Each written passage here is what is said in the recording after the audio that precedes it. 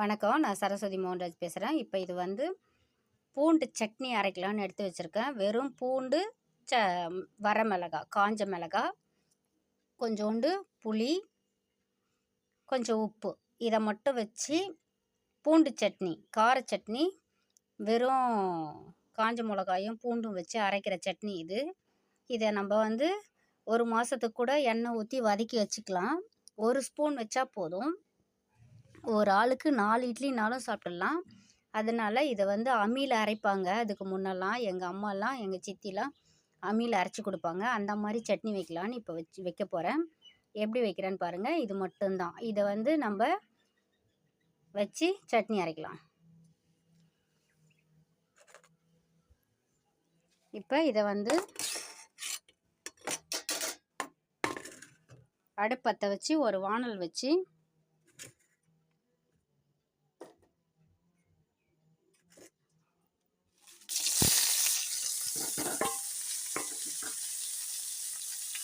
மூணுத்தையுமே போட்டு நல்லா எண்ணெய் ஊற்றி ஒரு ஸ்பூனு வதக்கிடலாம்.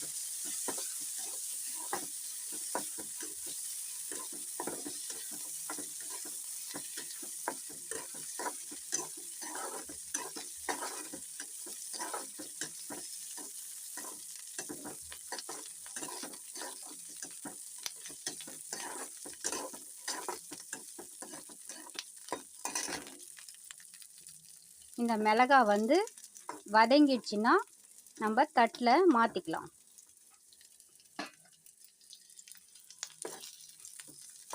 எடுத்துடலாம். பூண்டு மட்டும் நல்லா செவர விட்டு வதக்கிடலாம். இப்போ மிளகாயை தனியாக எடுத்துட்டேன். மிளகாயும் புளியும் வதங்கிடுச்சு, தனியாக எடுத்துட்டேன். இப்போ பூண்டும் நல்லா செவர வதங்கிடுச்சு. ஸ்டவ் ஆஃப் பண்ணிவிட்டு இப்போ இதை வந்து இறக்கி ஆற வச்சுருவோம். மிக்ஸி ஜாரில் போட்டுருவோம்.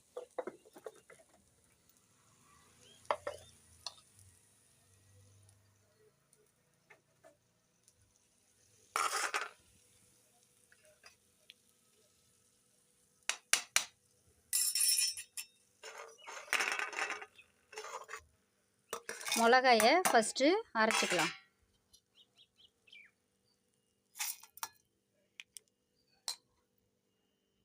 மிளகாயும் புளியும் போட்டு கொஞ்சோண்டு தண்ணி ஊற்றி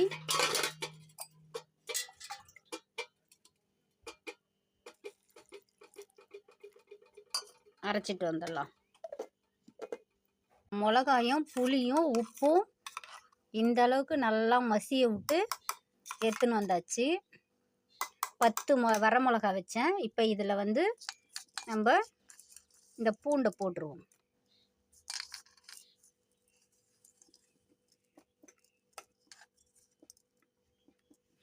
போட்டுட்டு இந்த கடாயை எண்ணெய் ஊற்றிட்டு போயிடுவோம். அடுப்பத்தை வச்சு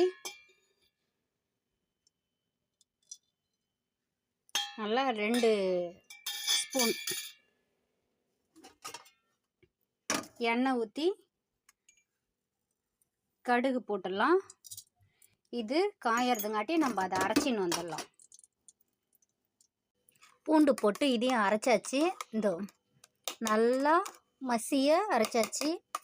இப்போ இதை வந்து நம்ம ஒரு கலக்கிட்டு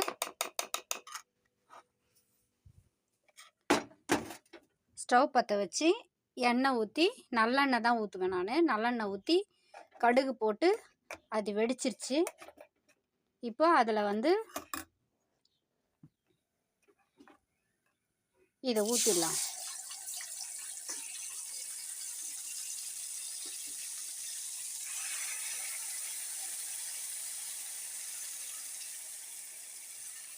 இதை கழுவி கொஞ்சோண்டு தண்ணி ஊற்றி நல்லா எண்ணெய் வந்து பிரிஞ்சு வர அளவுக்கு நம்ம வந்து வதக்கிடணும். இப்போ இந்த அளவுக்கு செவந்துடுச்சு. இதை அடுப்பை ஆஃப் பண்ணிவிட்டு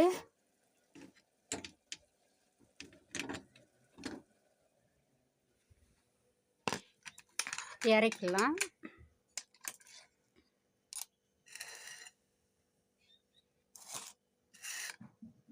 இதுதான் வெறும் பூண்டு